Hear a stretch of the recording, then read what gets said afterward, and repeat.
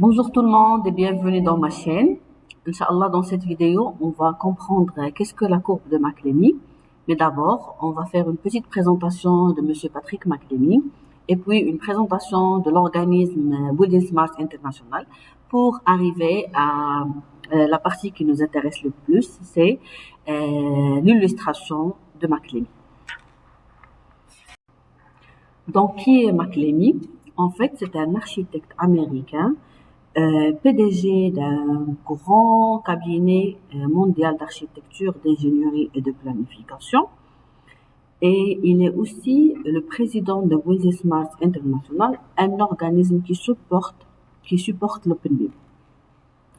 Parmi ses principaux contributions, il y a la courbe de McLemy, la fameuse objet de notre vidéo, et son livre Designing World Class Architecture Firm, où il partage avec son audience les leçons tirées des succès et des échecs vécus lors de son cursus et comment il a fait pour faire de Hook, l'entreprise dont il faisait partie, une entreprise architecturale de renommée mondiale. Donc, qu'est-ce que Building Smart International, BSI? En fait, c'est un organisme non lucratif qui supporte l'OpenBIM, comme on a dit. C'est un promoteur de l'OpenBIM. Il a des chapitres dans différents pays européens et américains et même au Maroc. Donc, on trouve Building Smart Italie, France, Canada, Morocco et plusieurs d'autres. Il guide la transformation numérique du secteur AEC. Il a publié plusieurs standards pour aider les entreprises et les individus en général à adopter le BIM et l'OpenBIM surtout. Je vous invite à visiter leur site pour bien comprendre leur rôle dans le monde du BIM. Que ce soit dans la certification des logiciels, que ce soit dans l'évolution des IFC, des versions d'IFC, que ce soit pour le dictionnaire BSDD, pour comprendre la hiérarchie de l'IFC, etc. Donc, je vous invite à visiter leur site pour bien comprendre leur mission. Présentation de Building Smart et McLemy faite. On arrive à notre courbe, la courbe de McLemy, la voilà. On présente alors d'abord notre repère. Dans l'axe des X, on a l'évolution du projet. On commence par l'esquisse, la PS, la PD, il y a le design qui se développe. Après, on a le dossier de consultation des entreprises, etc. On a les documents de construction, ce qu'on appelle les dossiers d'exécution. Et puis, il y a la construction qui commence, l'exécution. Et à la fin, on a l'operating, donc l'exploitation et la maintenance. Dans l'axe des Y, on a l'effort, l'effectif et le design, comment ils se développent. Donc, l'effort, l'effectif qui augmente au cours du temps ou là au cours de l'avancement du projet, si on veut dire. Très bien. Donc, on va commencer par la courbe numéro 3. Qui représente la façon traditionnelle de gestion du projet. Si on veut dire, dans la première phase, il y a le design qui n'est pas encore développé, les efforts sont moindres, vu que, par exemple, on a dans le projet juste le maître d'ouvrage, topographe, architecte, puis ça avance, on a les bureaux d'études qui entrent en jeu, donc il y a le design qui se développe, il y a la conception qui se développe, puis on a les entreprises qui entrent en jeu, donc ils vont nous donner les dossiers d'exécution, etc. Et petit à petit, l'effort et l'effectif commencent à diminuer, et les entreprises commencent à quitter le chantier, à quitter le projet. Bien sûr, tous les bureaux d'études, électricité, plomberie, structure, tout cela, ils vont commencer à quitter le projet. Et à la fin, on va garder dans le projet que le maître d'ouvrage et le maintenancier, par exemple, l'entreprise de facility management dans la dernière phase.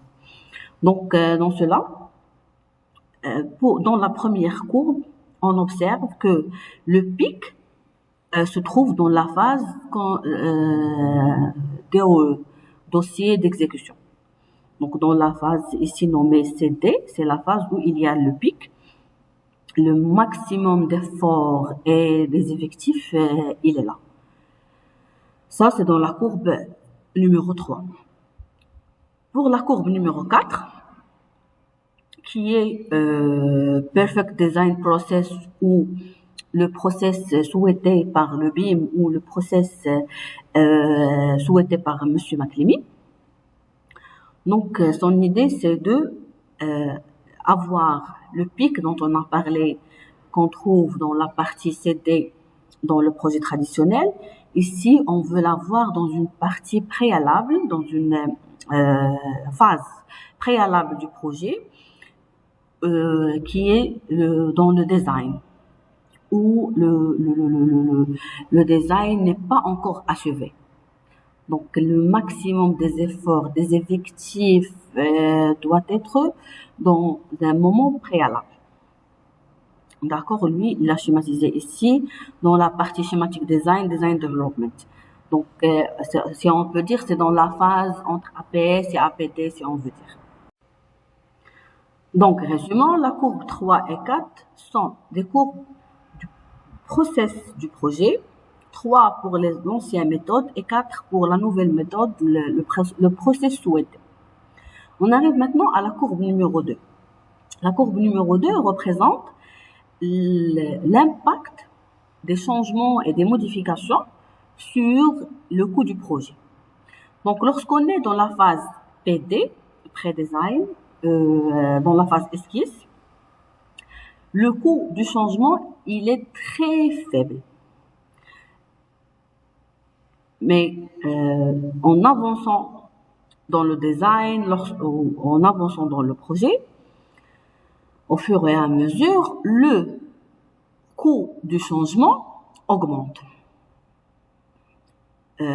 Si dans la phase DOE, dossier d'exécution, on veut faire une modification ou un changement, ça va nous coûter toute la partie conception. Il y a par exemple l'architecte qui va refaire son travail, il y a le bureauiste qui va refaire son travail, par exemple. Ça peut nécessiter des essais de plus, par exemple, etc. Et si on fait des modifications dans la phase construction, bien sûr que l'impact sur le coût sera encore plus élevé, vu que ça peut engendrer des démolitions, par exemple, et de refaire les travaux, etc. Donc, comme vous voyez, au fur et à mesure que le projet avance, que la conception avance, le coût augmente. Et l'impact du changement sur le coût augmente. Voilà.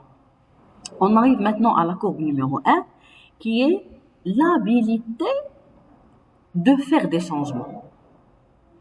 Ability to impact cost and functional capabilities. L'idée, c'est que, est-ce qu'on a déjà la possibilité, l'habilité de faire des changements ou même pas? Peu n'importe à quel prix, mais est-ce qu'on peut déjà les faire ou pas? Parce que, par exemple, après avoir déposé les plans pour autorisation ou après avoir l'autorisation, vous savez tous que on pourra plus faire des changements, sinon on doit redéposer un nouveau dossier, attendre une nouvelle validation, etc. Donc, ça à titre d'exemple.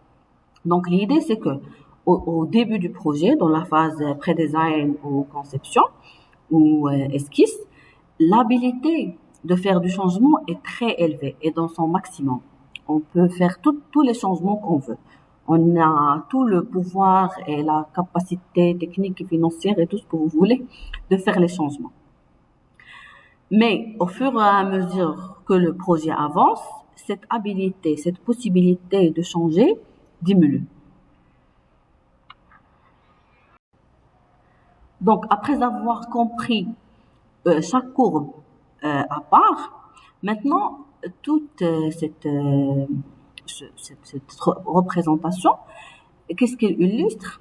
L'idée, c'est que on doit avoir le maximum d'efforts et d'effectifs dans une phase où l'habilité de faire des changements est toujours élevée et l'impact du changement sur le coût est encore moindre.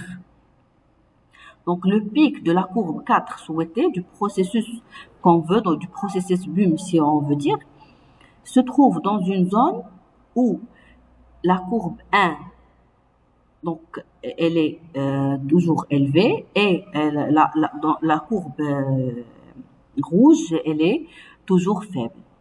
Donc, elle se trouve dans un point où la capacité de faire des changements est très élevée et l'impact du changement sur le prix est encore faible.